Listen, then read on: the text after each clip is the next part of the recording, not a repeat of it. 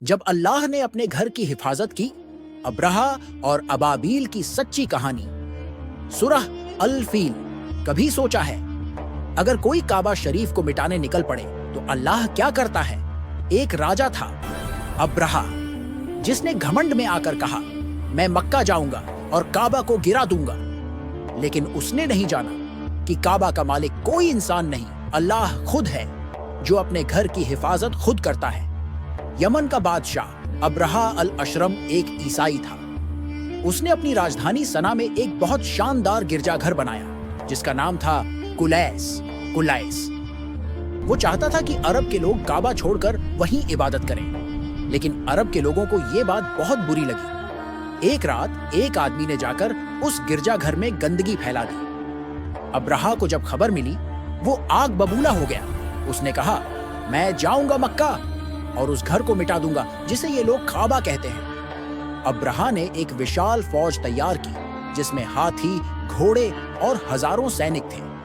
سب سے بڑا ہاتھی تھا محمود، جو آگے آگے چلتا اور پوری فوج اس کے پیچھے۔ لوگ کہتے ہیں دھوپ میں ریگستان کانپ رہا تھا اور ابرہا کا قافلہ دھیرے دھیرے مکہ کی طرف بڑھ رہا تھا۔ جب یہ خبر مکہ پہنچی لوگ ڈر گئے کیونکہ ان کے پاس کوئی فوج نہیں تھی۔ مکہ کے سردار عبد المطلب جو حضرت محمد کے دادا تھے ابرہا کے پاس گئے۔ ابرہا نے کہا میں کعبہ گرانے آیا ہوں اور تم اونٹوں کی بات کرنے آئے ہو۔ عبد المطلب نے مسکرا کر کہا میں اونٹوں کا مالک ہوں، کعبے کا مالک اللہ ہے، وہ اس کی حفاظت خود کرے گا۔ صبح کا وقت تھا۔ ابرہا کی فوج مکہ کے قریب پہنچی، لیکن اچانک آسمان میں کالے کالے پرندوں کے جھنڈ نظر آئے۔ وہ تھے ابابیل۔ ہر ایک کے پنجوں اور چونچ میں چھوٹے پتھر تھے۔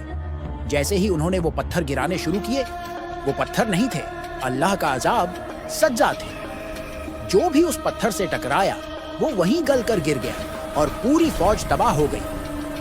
ہاتھی گر پڑے، سینک بھاگ گئے، ریت اور دھول کا طوفان اٹھ کھڑا ہوا۔ ابرہا خود بھی بھاگنے کی کوشش کرنے لگا، لیکن اللہ کی پکڑ سے کون بچ سکتا ہے؟ وہ راستے میں ہی گر پڑا اور ہلاک ہو گیا۔ مکہ میں سکون لوٹ آیا۔ لوگوں نے دیکھا کعبہ اپنی جگہ سرکشت اور روشن ہے۔ پھر اللہ نے اس واقعے کو قرآن میں بیان کیا۔ سورہ الفیل۔ بسم اللہ الرحمن الرحیم۔ أَلَمْ تَرَ كَيْفَ فَعَلَ رَبُّكَ بِأَصْحَابِ الْفِيلِ أَلَمْ يَجْعَلْ كَيْدَهُمْ فِي تَضْلِيلٍ وَأَرْسَلَ عَلَيْهِمْ طَيْرًا أَبَابِيلَ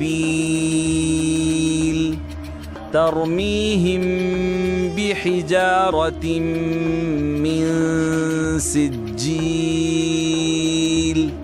فَجَعَلَهُمْ كَعَصْفٍ مَّأْكُولٍ۔